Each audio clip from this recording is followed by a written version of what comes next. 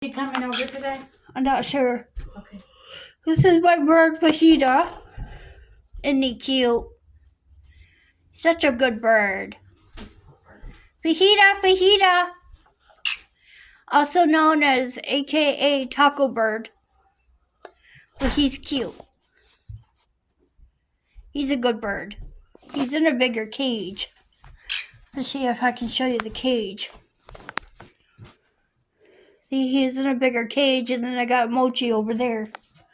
But Fajita is 16, and I rescued him, and he's a lot happier bird. He likes to sit on this perch right here. He also likes to sit on that perch down there. And over here. He's got lots of food and water. Fajita, Fajita. You're a cute bird. You're a cute bird. Yes, I like to talk to my birds because they're cute. But I'm a bird lover. Now I'm going to get Mochi. See, she's cute. She's a little bird. She's, I think, 2 years old now. But she's super cute. Mochi! Mochi! She's in a smaller cage. She has plenty of food and water. I spoil my little birds. She's flying around in there.